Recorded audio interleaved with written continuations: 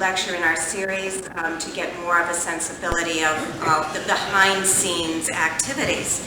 As a matter of fact, this person from the industry even lives here in Leisure World, albeit only about half of the year. 6 months of the year he's here, 6 months of the year he's abroad, usually in Italy, sometimes other locales, kind of incognito. But he is, as your brochure descriptor for today points out, the writer-producer for a number of television shows, many of which you've probably seen. They include The Wonder Years, Who's the Boss, The Bob Newhart Show, Sister, Sister, Sanford and Son, All in the Family, and numerous others. In fact, All in the Family, I'll give you some background on that, of course, received a #1 ratings on CBS for 5 years in the 1970s. When it first came out, it had over a 10-year run. Many of these shows continue to have runs. Before getting into producing and writing these types of shows, our speaker actually had a kind of innocuous beginning studying English literature at Indiana University. He's fond of saying just because he studied English literature, he didn't let that get in his way of making it all the way to California and into Hollywood. He came to California in 1967. I'll probably let him tell you the rest. The rest, as they say, is history.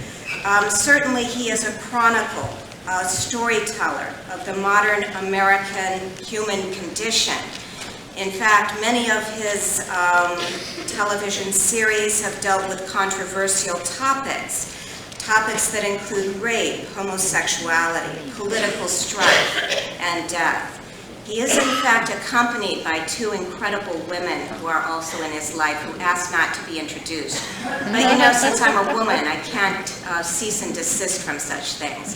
One is his incredible wife, Nancy Doran, who's going to be videotaping him today. Nancy.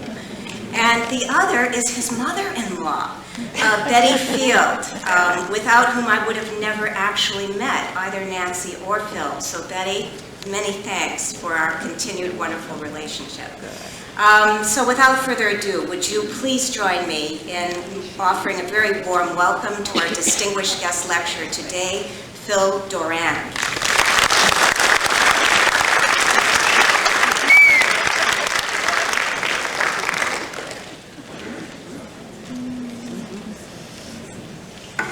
Thank you, Colette, for that glowing introduction. I think the only reason I'm doing this is for once in my life to be referred to as distinguished. It's a nice ring to it, doesn't it? And thank you, ladies and gentlemen, for coming out this morning.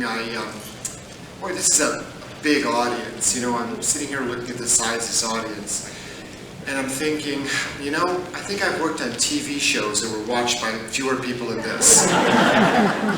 In fact, I once worked on a TV show with such low ratings, we actually figured out that it would be more cost efficient for us to actually go to everybody's house and perform live. Fortunately, we didn't have to worry about that too much because we were soon canceled. And that's kind of what the TV business is all about. Sometimes you work on a show that everybody's watching. Sometimes you work on a show that just your parents and your close friends are watching.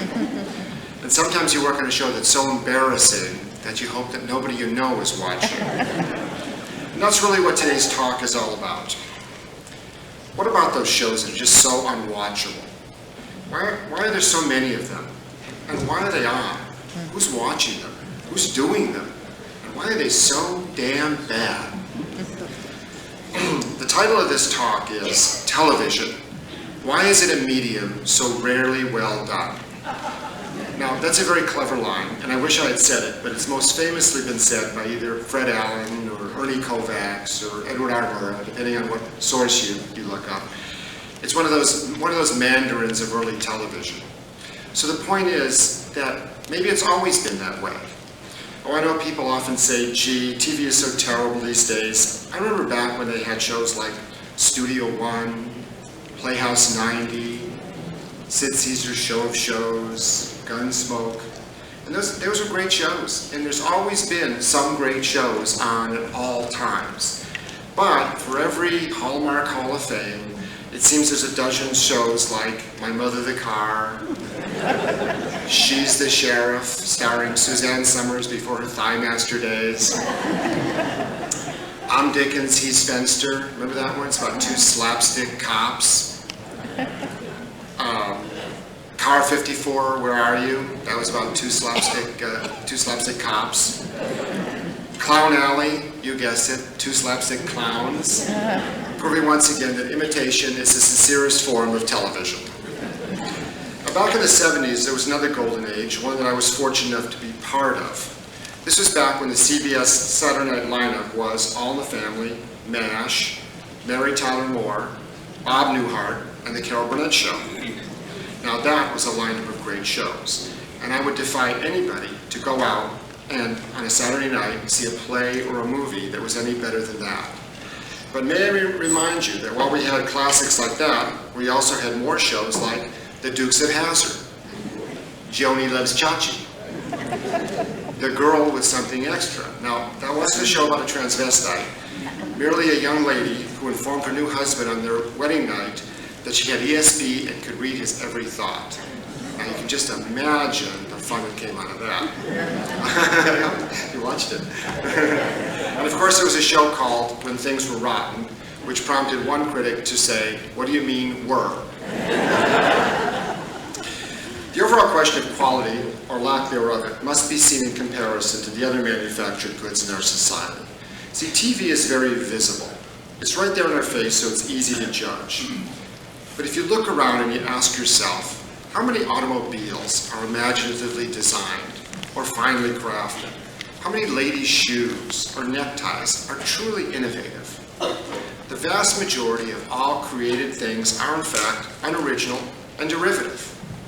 How many good movies are there? You know, they have a year to make a movie, millions of dollars to work with. And yet, out of the 100 movies that Hollywood will make in a year, how many are really good? Maybe 5, maybe 4? Broadway plays? Don't get me started on that one. I just saw a play that won the Pulitzer Prize and another one that won the Tony for Best Play of the Year. And I swear, I walked away muttering that we are certainly living in the golden age of mediocrity. Well, before we delve into the reasons why so many programs are bad, let me tell you one of the reasons it's not. And that reason is, it is not for the lack of trying by the people involved. You must believe me when I tell you that on the dozen of shows I've worked with, the hundreds of people I've worked with, I have never once heard anybody say, you know, this is crap anyway, let's just write down anything and go home. In truth, you often find yourself working harder on a bad show than on a good one. In fact, I was working on a really bad show once. I think it was the same show we were thinking about going to everybody's house. And I was coming home every night, 1 o'clock, 2 o'clock in the morning. So one night I come home and my wife Nancy is waiting up for me, and she was pissed. Okay, where were you really? I was at the studio. What are you doing there so long? Have you actually seen the show you're doing? Well, what I'm doing, I try to explain, is working as hard as humanly possible to make what is essentially an ill-conceived idea that's been terribly miscast into some kind of coherent form that vaguely resembles a 30-minute TV show. To make matters worse, I have a horde of people from the network in the studio constantly giving me notes, and if these people were any dumber, you'd have to water them twice a week. Thank you. All of this is made even more difficult due to the fact that between cuts in the budget and the stars and assistants that I hire all these running buddies, I have a writing staff too small and too inexperienced to even understand what the hell I'm talking about. And that's what I'm doing there till 1 o'clock in the morning, honey. There's another reason why doing a show with low ratings is harder. When a show's in trouble, everybody with a moneyed interest in it feels compelled to try to save it. So while you're trying to muddle through as best you can, people from the network and the studios are popping up with the latest focus group or the most recent proclamation from their CEO, all of which is designed to let you know that you've been doing the show all wrong. We need to take the show in a completely different direction. So all those scripts that you've been working so hard on, well, we got to throw those out. Oh, and by the way, the problem is you and you're fired. And Now, this actually happens a lot, but on a show that's sort of bleeding money anyway, and it has very small prospects of turning a profit, they usually don't want to pay you off and bring somebody else in new. So unfortunately, you have to stay. So now you have to work twice as hard because you're still in production, only you don't have any scripts. Which means, and this is actually quite common, I've been in a lot of shows in this situation where you're actually writing the show that they're taping that week. So people are literally grabbing pages out of the printer, running them down to the stage and shooting them. And shot they should be. And that's why I'm there till 1 in the morning, honey. Okay. You see, the actual physical demands of writing and producing a TV series are so daunting that even under the best of circumstances, it's an impossibly difficult job. To help you understand that, let's go through a typical season in the life of a TV show. Let's start with the best of all possible circumstances. You are the executive producer of a successful situation comedy. What's your favorite sitcom? Anybody have a favorite here? Frasier?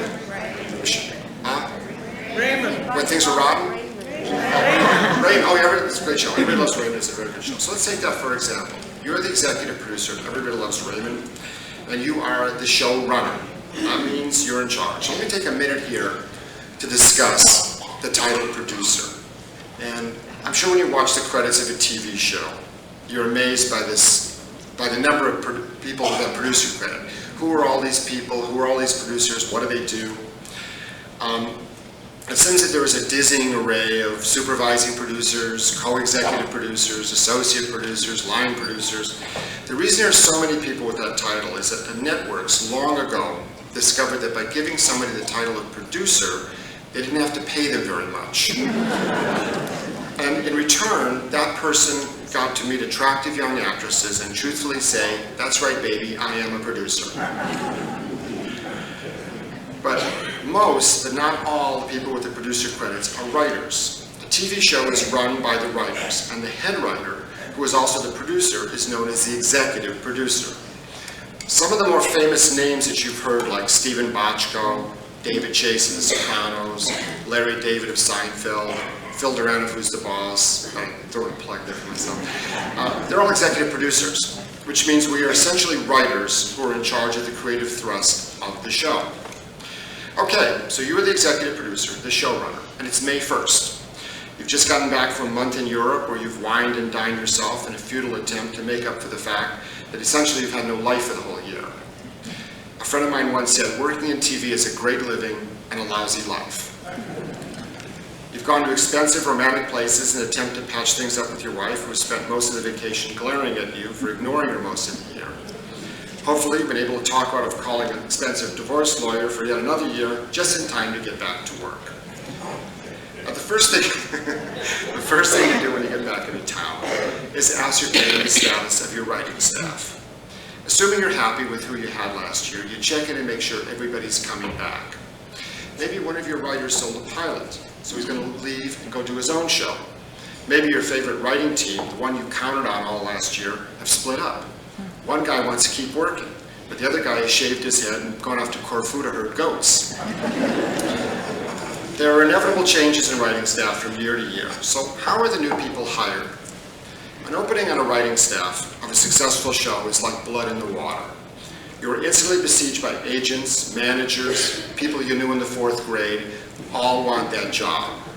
And who you hire is crucial because your writing staff is a very fragile organism. This group of 8, 10, 12 people, depending on the size of the show, the budget of the show, are going to be locked together in a room, interrupted only by regular deliveries of Chinese food, for 10, 12 hours a day, 7 days a week, for the next 40 weeks. Yeah, like a prison sentence. If you hire somebody who cannot, for whatever reason, write the show, either from a complete lack of talent or perhaps they just don't have a feel for that particular show, you and everybody in the room will grow to hate them because they are dead weight. And if somebody is not part of the solution, they become part of the problem. Perhaps that new guy can write good, but he's a hothead, a loose cannon. He keeps a snake in his office and keeps showing up with more and more tattoos on his arms. You don't want that guy either. Look, we're like people locked together in a submarine, which means that there's an acceptable amount of flipping out that is allowed during the course of the season, but there are limits. So for these various reasons, we tend to hire somebody that we've worked with, or failing that, we hire a person, somebody we know has worked with. What about new writers? How do young people break in? The sole instrument of that breakthrough is the spec script. Do you all know what a spec script is? No? Anybody writing one? No? A spec script is a script for a popular TV show, a Frasier, Everybody Loves Raymond. In other words, a show everybody knows. And it's a sample script that looks, reads, and feels as close to an excellent episode of that show as is possible. I have to tell you, as soon as a word gets out about a staff opening, you hear the sound of this dump truck backing up to your office and dumping enough spec scripts to deforest half of North America. How many of these thousands of spec scripts are any good? You could sit there and read till your eyes bleed and not find anything. Or you could find a gem and possibly discover the next David E. Kelly, the guy who does Ally McBeal. This is a good thing, because you've discovered a fresh new talent who will be eternally grateful to you.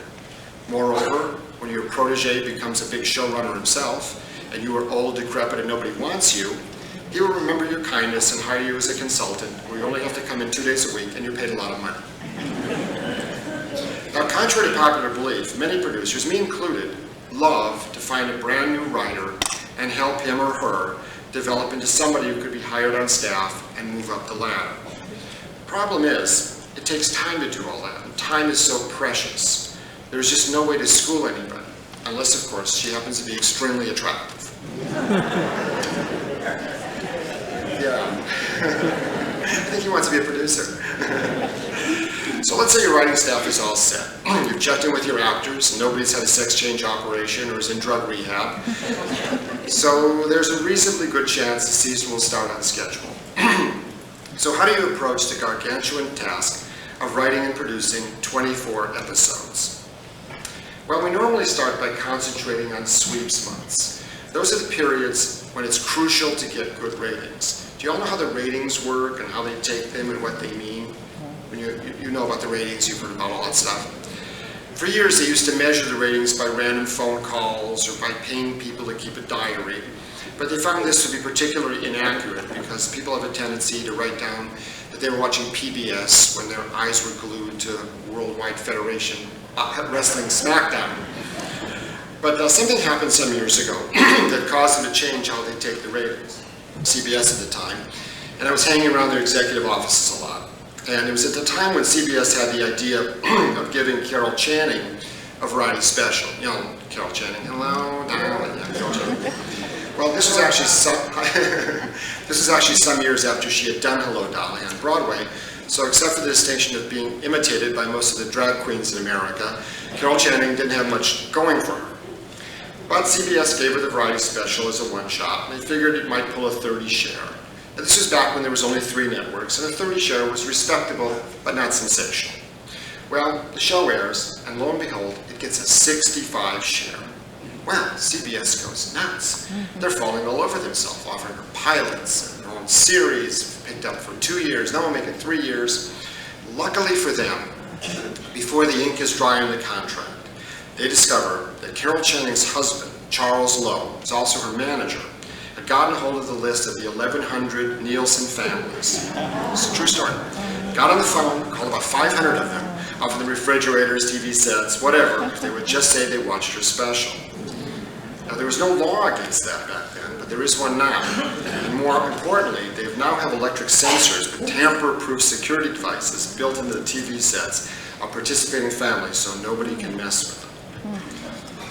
I mentioned sweeps, and the ratings are always important, but there are 3 months during the year, November, February, and May, that are especially crucial.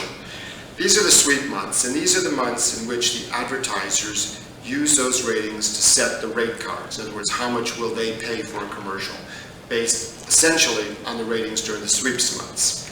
And you always tell when sweeps months are upon us because all your favorite shows have some of the guest stars pop up, or they go move to exotic locations, and And even the local news gets into it. They sort of forget about the important events of the day to do special features on internet pornography and celebrity weddings. Anyway, we know the networks are going to be keying on these months, so we writers start coming up with episodes they can promote, big events that make sweep episodes special. Perhaps there's a marriage between two of your characters. Or maybe they have a baby or adopt one. Or maybe your main character loses his job. The point being, you better come up with something good or you'll be losing your job. Now, the network loves to stunt your show with guest stars. I personally think they're of dubious value, unless you get Julia Roberts or Mel Gibson, where you're not going to get. What you usually wind up with is somebody from the network's other shows, which makes no sense at all, because if the audience really wanted to see this person, they'd watch him on his own show. My favorite story about guest stars was when I was working on Sanford and Son. I was standing there talking to Red Fox, who incidentally never knew my name, even though I worked there 3 years. For some reason he called me Left Field. Hey, Left Field. That's how we call him. I don't know why. Anyway, I'm talking to Red, and this NBC executive comes up all excited. He says, guess what, Red? We just got you Gary Coleman for Sweep Sweep. Remember Gary Coleman? Yeah. I don't want him, Red says. You don't want him? Why? I hate midgets. They breathe on your fly.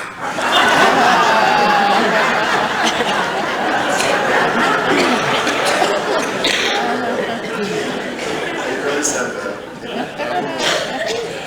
So, here's a word about network executives and studio executives. I usually found them to be very bright, creative, funny people who somehow get in a room and somehow manage to get stupid. But then again, that also happens in Washington. Yeah. But some of their decisions and proclamations are legendary. For instance, when Bud Yorkin and Norman Lear were creating All in the Family, they wanted to hire Carol O'Connor, who at the time was a journeyman film actor who usually played things like generals and cops. And they wanted, for Edith Bunker, they wanted Jean Stapleton, who was a well-respected but little-known stage actress. CBS agreed to buy the show, but only if it would star Mickey Rooney and Debbie Reynolds. Can you possibly imagine that show with Mickey Rooney and Debbie Reynolds? And this would have happened, but ironically, it didn't, because Mickey Rooney would have agreed only to play the bigoted Archie Bunker if they would change his character into a blind private eye with a seeing eye dog. It's a true story.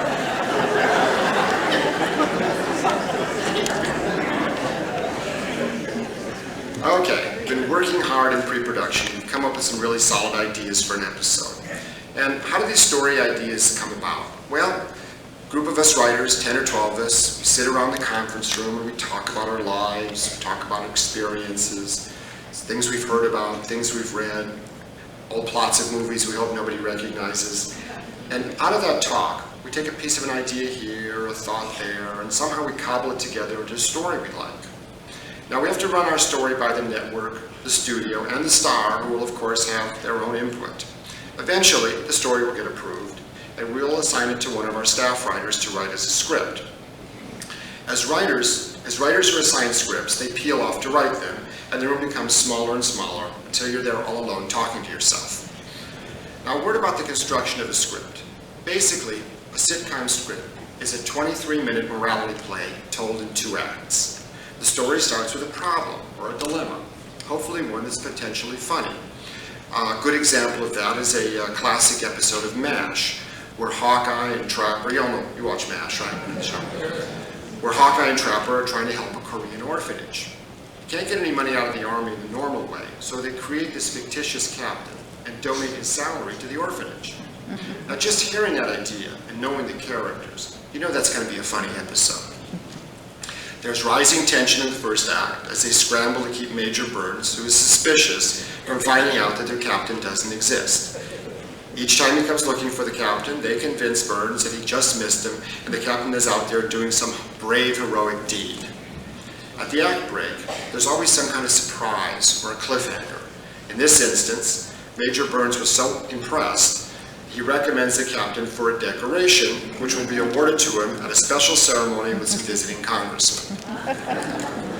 Now, Act 2 begins with this new intensified problem and builds to what is called a block comedy scene. This is a 6 or 7 minute scene. Very often it has a lot of physical comedy attached to it. And it's where the promise of the premise is paid off. These are the scenes we kind of all remember, like Lucy and Ethel stomping grapes in a vat of wine, or Mary Tyler Moore at the funeral of Chuckles the Clown. Do you remember that episode? Yes. It's a great episode where Chuckles the Clown, who was the station's clown, there's a parade, and he dresses up as a peanut, and a rogue elephant breaks free and shocks him to death. So at the station, everybody's like cracking jokes and laughing, and Mary's getting very indignant, how dare you and stuff. It keeps going on and on. It's hysterically funny all the way through, because the premise is so funny. Finally, she gives this big speech, and she says, a man has died here, a man we liked, we knew him, we respected him, and everybody feels bad. And so they apologize, say, Mary, you're right, we were way out of line here. So you go to the funeral, and everybody's at the funeral, and the minister's delivering the eulogy, and he quotes Chuckles the Clown's favorite expression, which was, a little song, a little dance, a little seltzer in your pants. Well, it doesn't bother anybody else, but Mary gets the giggles. And the block comedy scene is essentially her trying to not laugh at a funeral scene. And finally, she sort of fakes like she's crying, so the minister feels that she's so moved by the funeral that he invites her up to do her own eulogy, and it just keeps getting wilder and wilder. But you get the idea. It delivered on the promise of the premise. Okay? Now, I called a sitcom a morality play because in each and every problem, in each and every episode of every sitcom, it's got to be about something. There has to be some kind of thematic element, because at some point along the line we say to ourselves, well, what is this really about? Okay? Even the most simple-minded scripts, there's always some lesson or observation on the human condition. It could be as general as greed is bad, or don't go overboard. Or it could be as specific as an episode of Friends, where Monica casually remarked that this guy she works with is the funniest guy in the world. Now this really hurts her husband Chandler, who thinks he's the funniest guy in the world. So he goes out to prove how funny he is. Of course, all his jokes backfire, and he's totally humiliated. But Monica reassures him that she loves him just for who he is. This is a great idea because it comes out of character. And the lesson is you are more than just your sense of humor. So again, this is a script that was funny, but about something. Now, where do these jokes come from, you may well ask? Well, we writers write them.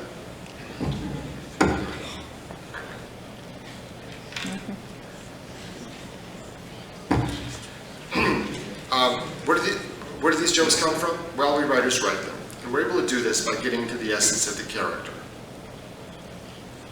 You see, I think comedy is the most humane of all the arts because it deals most directly and most honestly with the worst of our failings. If a person is arrogant or obnoxious or self-righteous or a snob, isn't it just to cover up their basic insecurities? We laugh at are our futile and often pathetic attempts to keep the world from finding out just how insignificant we feel. So when you think of the more successful sitcom characters, the ones that really endure, and this is true of characters in books, and movies, and plays, these characters are really finely crafted beings that have a very realistic and interesting blend of foibles and flaws that make them the ideal platform for the launching of jokes. So when you're watching a show that's not very good and not very funny, odds are that the characters were poorly constructed. They're unoriginal, bland, and not very distinctive. The jokes, therefore, tend to be generic and could just as easily be used in a half a dozen other bland, unoriginal situation comedies. The best jokes are the ones that come out of the distinctiveness of that character. I wrote a joke once for Sanford and Son, and Lamont asked Fred if he could borrow the truck to teach his girlfriend how to drive. Fred told him to wait till Sunday. Why, Pops? Fred explains that Sunday is the best day to drive in LA because the Jews are in Palm Springs, the blacks are in jail, and the Mexicans can't get their cars started. I know, that's a very racist joke, and Fred Sanford was a racist, as was Archie Bunker. But, you know, audiences love them because they saw that deep down, these were both unimportant, powerless little men who could only rage with humor at the indignities of the world. Okay, enough about philosophizing. Let's go back to you're running the show and what's going on. You're in a period called pre-production. Pre-production is over and the season has begun. We're all in high spirits and we all still like each other, except that guy with the snake and the tattoos is starting to make me nervous. But now it's time to face the music. Let the games begin. The way the production schedule breaks down is this. Excuse me. We do 24 shows in about 40 weeks. We do 3, then we go down for a week. 3, and then go down for a week. When I mean we go down for a week, that means the actors get to go to the beach and the gym, but we stay in the office, and we writers stay in the office and keep working. There's a couple of days off around Thanksgiving and a week around Christmas, but we just keep working until all the shows are done or we are dead, whichever comes first. And by the way, one of your functions as executive producer is what I like to refer to when I played the home wrecker. I was the guy who called your house on Christmas Eve to tell you have to come to work tomorrow. And I could hear your wife screaming in the background and your children crying, and you're saying, oh, I can't go to work, my wife's gonna leave me, my life is a mess, and I'm going, no, but we need you, you're our rock, you're our man, I'm lying through my teeth. And the truth is, I think somewhere along that line I realized I would just say anything to get the show produced. I would just say anything to anybody, it didn't matter. So let's go through the normal week of production. I'll sort of break it down to what happens when. Week starts on Monday, and 9 a.m. is a production meeting. One of the writer-producers sits down with all the technical people. That's props, lighting, set design, hair, makeup, wardrobe. And we go through the script page by page, make sure everybody is clear on what we want. See, comedy is very specific, and sometimes the script doesn't always say what we writers had in mind. The script says Tony Danza gets hit in the face by a door. Okay, what kind of door? Screen door, an iron door? No, a wooden door. Why a wooden door? Because he's got to pin a note to that door. Oh, does he have a pen and a paper and a pen? And on it goes. At 10 o'clock, we actually have the script reading. Now, this is the entire production of about 120, 30 people now gather in the rehearsal hall for the first reading of the script. All the production people are there, the suits from the network and the studio, the writers, the directors, secretaries, assistants, runners, and of course the actors with their entourage of agents, managers, boyfriends, girlfriends, therapists, drug dealers, everybody's there. Now we're all laughing and joking, but there's a great deal of anxiety in the room. Remember, this is a highly charged, intensely political atmosphere involving enormous sums of money and huge, overblown egos in constant need of massaging. It is important that the script reads well, so you're careful to remind your writers to laugh at all the jokes and not just the ones they wrote. Because any joke that doesn't get a laugh means we'll be there till 2 in the morning replacing it. So the reading begins with our director reads the stage directions aloud, and then the cast starts reading their lines, and we sit there with our hearts in our mouth, praying it'll go well. After the reading, we hear what the cast has to say, and here we have to remember that it's one thing to write a script, but it's quite another to put your face out there for the world to see and actually say those lines. So, we try to accommodate their problems and concerns as best we can without sacrificing the integrity. And that's a funny word to use in Hollywood, isn't it? The integrity of the script. If the script is close enough, the actors and the director stay in the rehearsal hall and begin to work. We then go back up to our office and again meet with the suits from the network and the studio, and we hear their stupid notes. Again, we try to accommodate their problems without hurting the script. And for the rest of the day and well into the night, we rewrite the script. Now, this is only the first of the 4 or 5 rewrites we will do in the course of this week on the script that's on the floor being shot. So it is a living, evolving being. It's constantly changing as it's being produced. On Tuesday, the actors work on the play while we're in the office, breaking other stories. Don't forget, this is a continuing operation. As the script is burned, new scripts have to come in. Other teams are out writing scripts. First drafts come in, they have to have notes, they have to go before the network, get their notes. Second drafts come in, they have to be polished, have to be reassigned out. It's sort of like operating a switch yard in a railroad yard, just keep all these trains moving and stuff.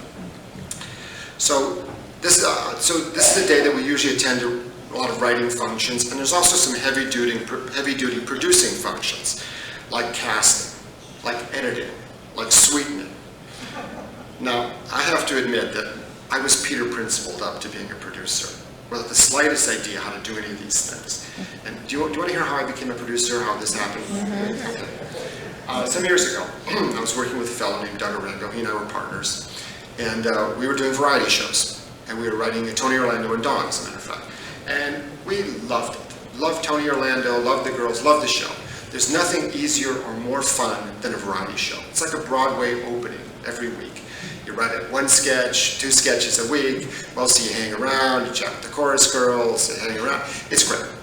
So a guy we had known from another show we'd worked on called us, and he said, geez, he says, I just got put in charge of this new sitcom from Norman Lear, and I'm dying over here. Do you want to come over and do a script? Oh, absolutely, in a minute. We were totally excited. This was our first sitcom, and it's a very big breakthrough for young writers to make. So we got busy and we started working on ideas, and the premise of the show was based on it was a short-lived series on ABC. It was called the Hotel Baltimore with the E missing in the sign. It was based on a play by Lanford Wilson, and it starred Jamie Cromwell and Conchata Ferrell, a couple of really good actors. And so we're busy, we're writing all these story ideas and pitching all these stories. So we finally show up for our meeting, and we go to meet him, and he's not there. He was fired. But the guy who replaced him is there. He says, well, you're here, come on in, let's do this. So we go in there, and we're pitching, we're dancing, and we're going through all this stuff, punching jokes and stuff. And he says, nah, that stinks. He says, but you know what? We have an idea that we want to do, we're going to give it to you. So this sometimes happens. Sometimes a show will find a couple of writers they want to give a script to. So we'll say, all right, come up with some ideas and pitch them, and maybe we'll get lucky. Maybe you'll come up with something that we can use. Mostly they don't. So you give them an idea. So we're like totally excited. So we run back to the office, and we're still working on Tony Orlando and Dawn, but we're writing scripts at night, weekends, and mornings, and every spare minute. So we finally finish it and turn it in, and we're waiting, anxiously. Days pass, phone rings, and guy calls. Oh, it's great, we loved it, you're terrific, great job, and we want to have you come in and do another one. Well, we're like bouncing off the walls. This is fantastic, terrific. So we're now working on more story ideas. So get a call from the production company, and they said that they're taping our show this Friday. Please come. So this was like the greatest moment of our lives. We walk in there to the studio. We have wives, girlfriends, family members with us, this whole entourage. We sweep in there. We're sitting in the audience, and Norman Lear himself is doing the warm-up of this show. And he's brilliant. I mean, when Norman talks, like the birds fall out of the trees. He's so eloquent and wonderful. So he's talking about the show, and he says, and by the way, the young guys who wrote this script are in the audience. Doug and Phil stand up, and we're getting applause. And I'm thinking, it just doesn't get any better than this. This is like the height of everything. So the show starts, the lights come on, cameras lit up, and the actors come out and they start doing the line, take their bows. The show starts, and they start talking. And I'm looking at Doug, and Doug's looking at me, and we're thinking like, did we come the right week? I don't recognize a single word. Is any of that ours? I mean, the story is vaguely story, but who wrote this? So we're sitting there like bizarre wonderment. The show ends. Afterwards, all the producers and the actors come over and meet us. Great job. Come in and do another script. You guys are terrific. And I'm thinking, what kind of rabbit hole did I just fall down? What is this? And what I didn't really know, because you can't know this from the outside, but once you get inside the system, you come to understand that if a writer can just come in with a script that we can work on, it's great. It's tremendous. You can't expect any outside writer to know the show, the nuances, the subtleties of things, as well as you and your staff knows it. So anything that you get from an outside writer, if it's close, it's terrific. Once a script comes into the system and goes to the table of rewrites, and it's assigned out and broken down into scenes, and maybe we say, we don't need this scene at all, let's toss this out. But you remember that scene that we had in the script, the Act 2 we threw out? That scene would work perfect here. So you do a little mix and matching and plugging in and stuff like that. And so the net result is, we're back at the office, and we're working on more ideas for the Hotel Baltimore. And about a week later, we get a call from Norman Lear. And he says, guys, he says, I've got an opening on All in the Family. Do you want, I think by the time he said, do you want, we were in the car on our way over there. What do we want? So we get there, and I swear to you, this is my first meeting with Norman Lear. We get to his office, beautiful, magnificent office and everything. And we we walk in, we're ushered into his office, and I swear to you, I walk in, the first person I see is Mike Wallace. And there's a film camera and lights, and it's 60 Minutes. They're here doing an interview of Norman Lear. And she says, no, he says, come on, sit down, sit down, sit down. So if you ever see that segment of 60 Minutes, they interview Norman Lear, it's in the back of my head, you see that, because the camera shoots over my head, as Norman is saying, you see, boys, the essence of comedy, and he's going on. So we were hired in All in the Family, and we were hired as story editors, which is really the lowest rung on the writing staff. And literally all we ever did was write. That's all we did. Doug and I were in a little tiny room, a cubicle, and scripts and scenes used to come into us with notes from Norman or notes from Carol O'Connor or the actors, and we just literally just rewrote them as the best we could with humor and try to write them good, accommodating everybody's notes. And rewriting is often harder than writing. Writing is rewriting, I think, as a lot of writers will say, but taking something that's written and making it better is difficult, and it's a craft. And I was extremely fortunate in my life to work with writers with great bloodlines, guys whose work went all the way back to radio, guys who worked for Bob Hope and Jack Benton and Fred Allen, who really knew the craft. And in truth, television writing and movie writing is as much a craft as it is an art. And we were very fortunate to be well schooled in that respect. So we're working on All in the Family. It's like 2.5 seasons and stuff, and we are the grunts in the basement. I swear, we didn't meet anybody, we didn't know anything. We would occasionally go to a run through and we'd sit in the back and say anything. I mean, there was a lot of powerful egos in that room, you know, and so you didn't want to venture in there lightly. And besides, I was so impressed with the actors. We'd go to a run through and they'd be, you know, this is Gene Stapleton, Carol O'Connor, you know, Archie and Mike and Gloria, you know, Rob Reiner and Sally Struthers, and they're performing a play for you like 10 feet away from you. I'm like, oh my God. And then they say, well, anybody have any notes? It was great, you know, it was perfect. So anyway, so we're working on this, and towards the end of, I think, our second year there, we get a call from Bud Yorkin, who was Norman's partner. They sort of split up the empire, so Bud went his own way. And we just got an Emmy nomination. So Bud said, you know, guys, I really like your work, and will you write a pilot for me? Come write a pilot for me. He had a commitment from ABC for a show. And at this time, we're completely burnt out. I can't emphasize to you, this is the hardest I've ever worked in my life. This is, we're talking about 6-7 days a week, to midnight every night. I remember a stretch of time where I worked 21 straight days. And I don't mean just 9 to 5 days, I mean long days. And what I remember about that is I finally got a day off. It was a Sunday, and my wife, my first wife, this is a marriage killer, this career. She says, damn it, we're going shopping. Okay. So she drives me off to the Beverly Center, and I swear I felt like somebody had just jumped over the wall from East Berlin. I'm watching all these people and lights and things, and I felt like I was on. Anyway, it was a surreal existence. So we would say, well, should we write this pilot? So, you know, we're so brain dead, and we thought, well, what's one more script, you know? And money is great. To write a pilot, you get like almost 4 times the amount of money that you get to write a script. And to write a script, you get $13,800. So it's a goodly amount of money for essentially a half-hour script. So we write this pilot, and I have no idea when we wrote it, because we were so busy in All the Family. I mean, we must have wrote it while we were going to the bathroom or something. I have no remembrance of it, but somehow we finished the script and turned it in, and we went out. And ABC loved this script, and it got cast and got produced, and lo and behold, the show got bought and it was on the schedule. And we were like so excited, and you know, it was sad because we had to say goodbye to Norman and everybody, and that was a sad part. But we were going out on our own, and I think at this point we were 31 and 32 years old. We were producers of a network show and stuff, so we were pretty excited, you know.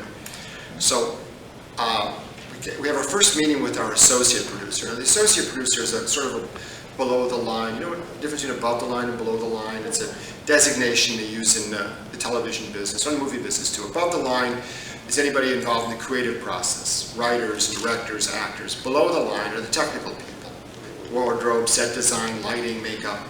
The associate producer is normally in charge of all the below the line activity. So we're sitting with him and we're laying out the basic schedule, when we're going to tape, when we're going to do this. availability of rehearsal halls, studios, et cetera, and he's saying, okay, on Tuesdays and Thursdays, you have editing sessions from 4 to 7. Friday is a sweetening from 3 to 5, and da-da-da. And Doug and I are looking at each other like, what is that?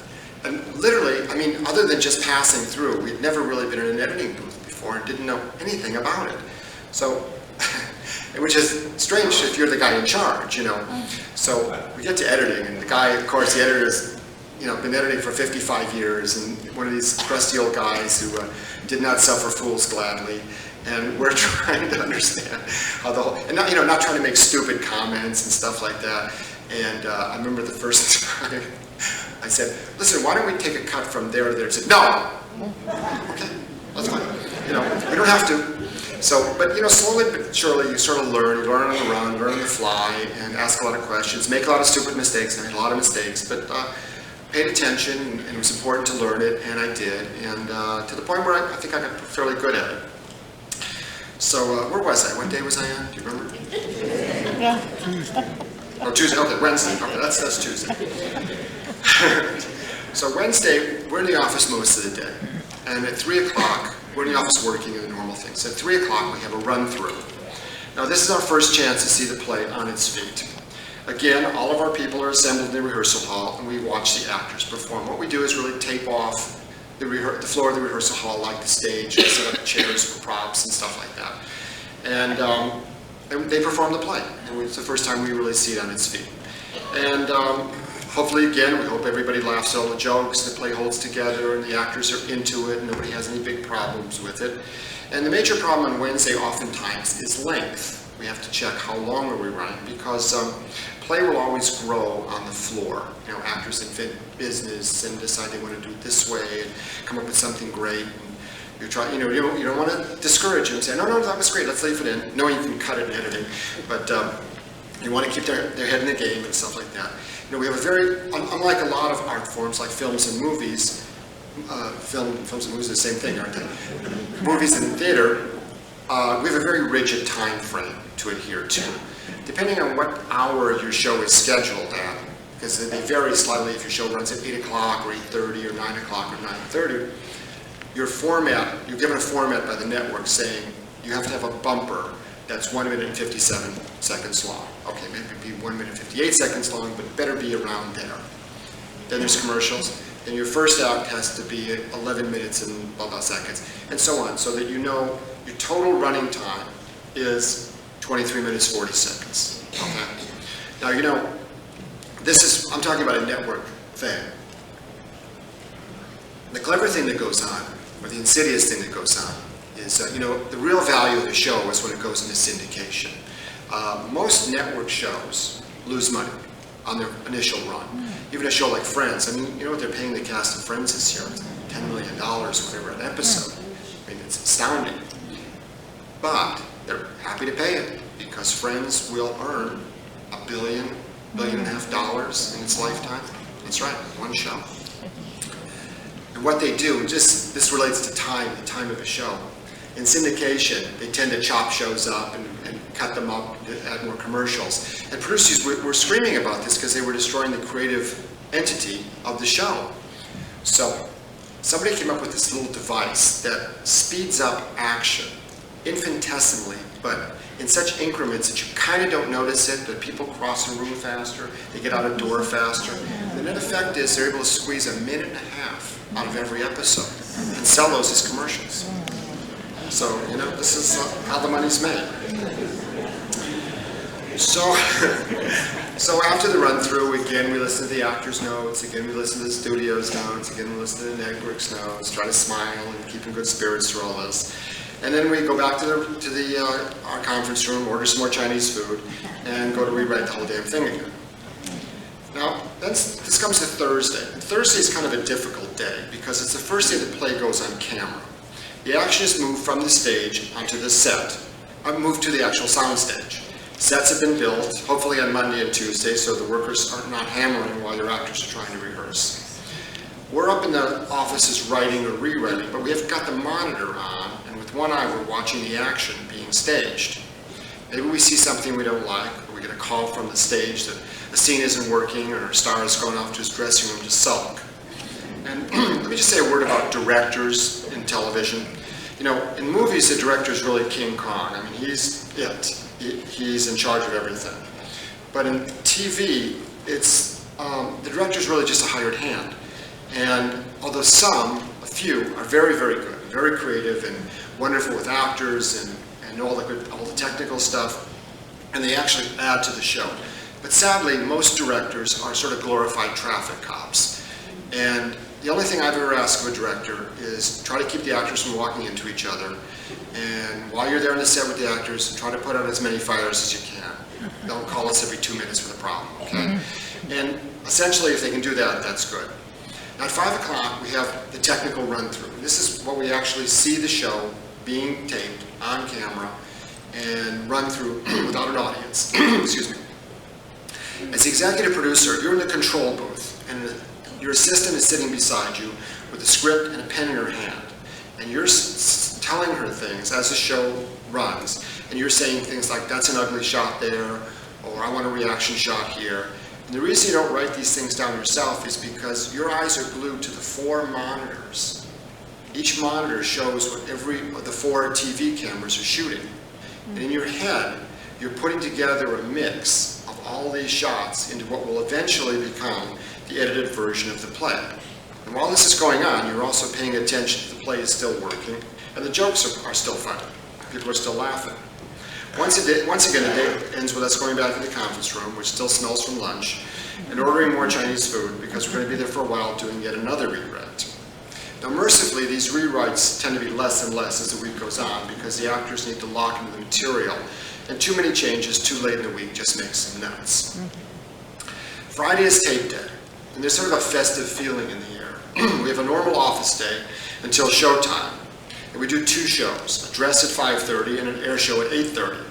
We have 2 live audiences, even though the dress show is pretty much a glorified run-through. So the actors sort of train themselves to prepare to hit it perfect, hit their best performance on the second show.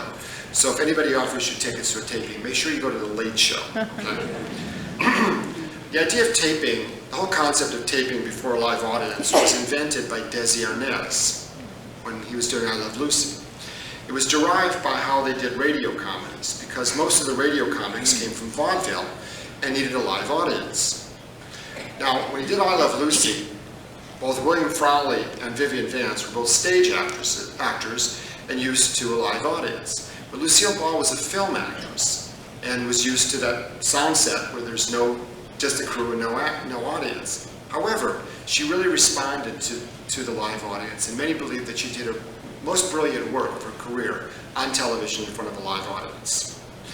Well, hopefully the show runs brilliantly, and everybody's enjoying the show, and the audience is giving us a lot of good, rich, loud laughs. But in case they don't, we can always add them thanks to canned laughter. Yeah. I know. Canned laughter has gotten sort of a bad name over the years because, in the beginning it was very unsophisticated. Somebody would walk in and say, "Hi, honey, I'm home." But around the mid-'70s, a guy named Charlie Douglas came along. He was primarily a sound engineer, and he invented this amazing contraption, about the size of a small upright piano or a harpsichord, and has keys in it on it like a piano. And inside the console is this amazing array of tape recorders with loops of tape that play every kind of laugh imaginable. It's true. So by hitting the keys either alone or in combination, you can get a titter, a guffaw, a cackle, or a full roar. And only modesty prevents us from using the full roar all the time. By the way, this process is called sweetening because in the end you always have to leave them laughing. So I hope through all of this, you have some idea what it takes to put together a weekly TV show. The next time you're watching one, it's pretty bad. But take just a moment before you hit the remote. Try to remember how much blood, sweat, and tears it took just to make it that show.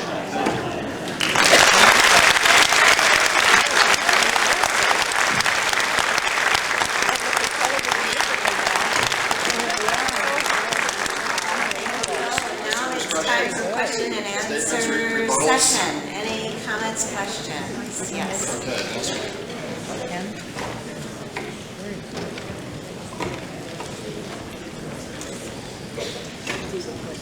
How does a show get into syndication? There are some good shows that we'd love to see again, but Yes. are never shown again. That's a very good question. First of all, they have to be a number of episodes to make it worthwhile. Syndication means it's on every day. There has to be at least 100, 125 episodes of that show. The syndication market has become very, very competitive, and shows that have just a marginal release ratings in the network are probably going to flounder in the syndication market. There are some shows, I know, I love Maude. Maude was one of my favorite shows. Yeah. It's never run in syndication because the syndicators felt it was too political or was too, stuck in one time or another. I don't know. But essentially, they're bought. I mean, when a show, usually a successful show, the syndication package is tied up very early in the production. A show like Friends, which was a hit right out of the gate, probably by the second year, NBC and Paramount had negotiated the syndication package totally. Then it was just a question of how many years were they going to run the show. So. Yes, talking about the nostalgia of talking about the good old days. Yes. Well, there were good old days in every media, in any kind of activity, whether it's political or entertainment. I guess the best year in the history of movies was 1939, when all those blockbuster movies. That's right. I'm almost 77 and an avid moviegoer and television watcher and music fan, and believe me, most of the stuff over the years has been crap. So, and television at least has an excuse because it's a 24-hour-a-day medium. And it's free pretty much. And especially, you can't compare them to the news shows, but the news and the talking heads are, for the kindly word, are nauseating. Yeah. Well, they were clever enough to invent this button and the TV that Yes. turns it off. So you're not compelled to watch it. You can read a book. That's how I got this finger.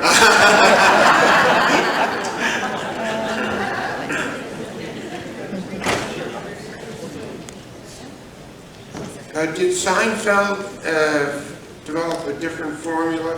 Is there anything different about the way they approach those? Yes, that was. Yes, there was a lot of things different about Seinfeld, but I'd have to say the different qualities of Seinfeld were unique to that show. It was that property, that group of actors and writers in combination that somehow captured lightning in a bottle. And to this, I mean, even though Seinfeld was a show about nothing, as they said, it really was about something. And it was about a show that spoke to that segment of the market, urban, upscale, single, young people. The network loves those demographics. They love that, to grab that audience. Creatively speaking, I think attempts to emulate Seinfeld, and of course, once something is a success, everybody chases it, have been largely unsuccessful because, again, it was unique to that show. I think they call that a non-repeating phenomenon. It's something that happens once and breaks all the rules, but that doesn't mean the rules are broken for everybody. Two simple questions. Okay. First is, I guess I'm one of the few people who like Hot L Baltimore. And the first question is why you think it didn't work. And the second is, how many TV sets are in the Nielsen group? Okay. Why didn't Hot L Baltimore work? I think sometimes group gang comedies, as that was one of, has a particular problem lacking a focus on who's the show really about. It sort of spread the action over too many people. And, for a gang comedy, truthfully, television is driven by stars. And when I see people, networks throwing millions and millions of dollars after some tired old movie star to come in and do a series, TV doesn't need stars, it makes stars. Guys, people like Ted Danson and people like Mary Tyler, these people were not stars before television. And so when you do a gang comedy, you're hoping that somebody will break out.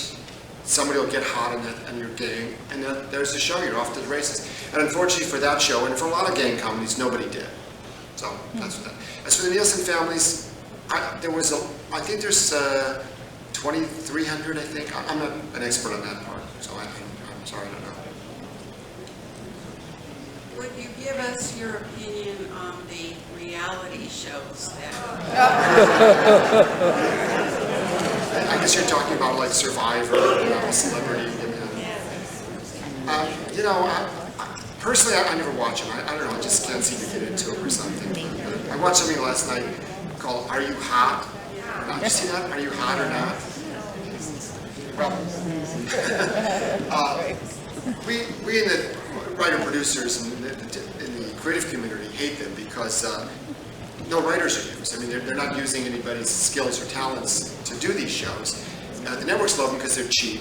The curse of these shows are generally that they shoot up the ladder ratings-wise, and then they fall just as fast. You know, Who Wants to Be a Millionaire was the biggest thing to come along, and now it's sort of faded. It's sort of dropping and stuff, and probably be coming off in a season or so. They're very quick risers and quick followers, so there's no longevity to it. But they give a network an instant rating spike. So they're going to be a part of our life. They're cheap. People like them, and they're one-shot gimmicks, and you know. So. They had the Borscht Belt as a training. Oh, I'm sorry. Yes. They had the Borscht Belt as a training ground. But where is the training ground now? There is more comedy, live comedy, being performed now than at any time in history. Every small town has a comedy store, a laugh factory. There are shows out looking for young comics. I mean, I know what you're saying about the Borscht Belt, but realistically, unless you were probably from New York, Jewish, and of a certain mindset, you probably weren't going to work there. You know, nowadays everybody can work. Man, women, white, black. If you get up open mic night, you come to open mic night, you try out your material. So I would say, if anything, there is more people doing comedy now than there's ever been in our history, and we need it. A question here over at the wings. Yes. I apologize, I came late, so you might have mentioned this, but where's the money come from? Is it the station, or are there producers who back the program? Yeah, people get confused about this because producer in theater means the guy who comes in with the money. In television, we don't give them money; they give us money. Works the other way. Money comes generally from a combination of the network and the studio. The studio produces the show and the network airs it. That has been defined by law that they can. Nowadays that line's getting a little blurry, but for years and years it was traditionally the studio was only involved in the production of the show, the network was only involved in the distribution of the show. These two entities, be it Paramount ABC or Universal NBC or Fox, whatever, come together on a project. They agree to both put in sums of money to finance that project. And this is where this is the only place the money comes from. It does not come from any outside sources. My question concerns language. Yes. Do you have a list of no words that you can't use? How about the kinds of episodes of double entendres? That's right. Who handles that? Nowadays that list is shorter and shorter. Now, that's an excellent question. And I have sort of a unique perspective on that phenomenon. When I broke into writing TV in the early middle 70s, I'm sorry, when I broke into TV, writing TV in the early middle 70s, every network had a very strong and powerful standards and practice department. A person from that department was assigned to your show, and he went through your script with a fine-tooth comb. He was looking for things you didn't even imagine were dirty. They found stuff. And they were tough. And they were very inflexible. And if a joke, especially if your show was airing at 8 o'clock to 9 o'clock, which was deemed family hour, pristine pure. To get by a joke was, an off-color joke was almost impossible. What has happened here is larger than the TV business. This is a whole separate conversation. But what I think has happened is, I think that there's been sort of a breakdown in the formalism of our society. If you look at old movies or old television shows of American society, you see how people sort of dress differently. They walked around in ties or just hats and suits and that. People spoke more formally. People had more respect for institutions, government, church, etc., etc. For a myriad of different complicated reasons. This formality is broken down, okay? And people now out, go to the theater in bicycle pants and tank tops and use four-letter words in public where it would be shocking a few years ago. Television does nothing more than reflect our society.